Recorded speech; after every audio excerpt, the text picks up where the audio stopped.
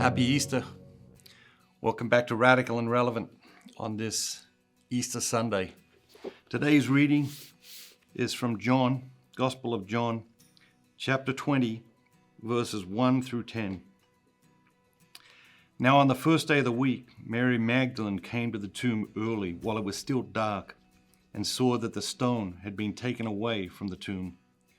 So she ran and went to Simon Peter and the other disciples and the one whom Jesus loved, and said to them, "They have taken the Lord out of the tomb, and we do not know where they have laid him." Peter then came out with the other disciples, and they went toward the tomb.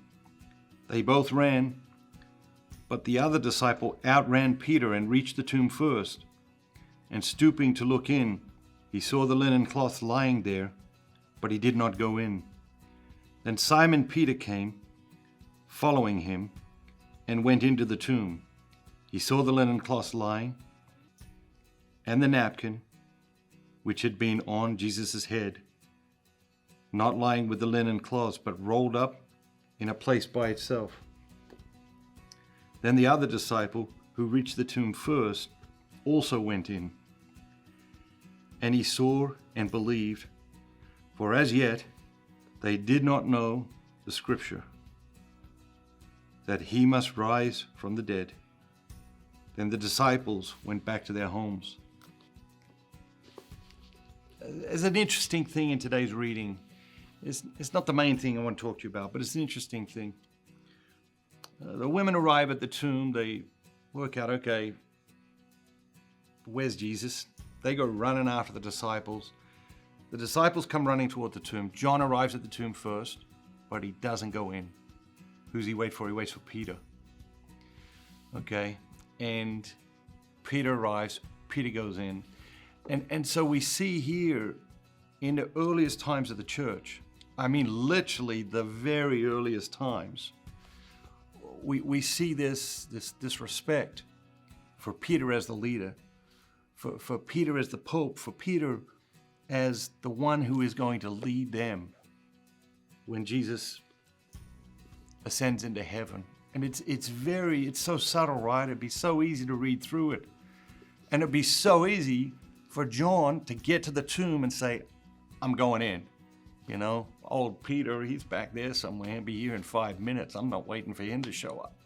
But no, there's something real there. There's something for us to learn there.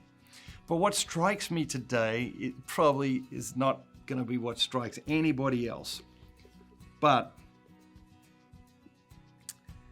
the women go back and find their disciples. And what do they say? They have taken the Lord. I do this a lot. Head trash. I assume the worst. Now, part of the reason is because when you're a leader, you have to hope for the best, but you have to plan for the worst outcome. Okay? You have to be ready. If the worst outcome comes, you have to be able to be ready for that. You have to be calm in the midst of the storm. If you lose your calm, the people you're leading will freak out. If they see that you're calm, the calmness will be contagious. But there's a lot of things in my life when it's not a matter of leadership, and my mind goes to the worst thing. And that's what they've done here. They've assumed the worst. What do they say? They say they have taken the Lord. And that would have been horrible, right? I mean, that would have been a disastrous thing if someone had actually stolen the body of Jesus. But we jump to conclusions. We assume the worst. What's happening in your life right now where you're jumping to conclusions? You know, rather than waiting for the facts, jumping to conclusions. What's happening in your life right now where you're assuming the worst outcome, when there may be no facts to suggest that is going to actually be the outcome? And our desire to jump to these conclusions, to assume things, is because our mind prefers false certainty to uncertainty. Our minds prefer false certainty to uncertainty. And of course, faith faith is the ultimate position of uncertainty. And so the invitation of God is to get comfortable with uncertainty, because our faith is living in that place of uncertainty. And if we're trying to say, we know this for certain, we know this for sure, no, our mind will prefer false certainty, and that's dangerous. So dangerous. Let's get comfortable with the uncertainty today. Let's get comfortable with the mystery. One of the things I love about Catholicism, we got mystery and we got history. Have a wonderful Easter. God bless you. God bless your families.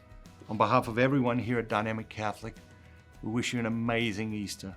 We thank you for all the ways you bless us and all the ways you allow us to bless you. We look forward to serving you powerfully every single day for the rest of your life.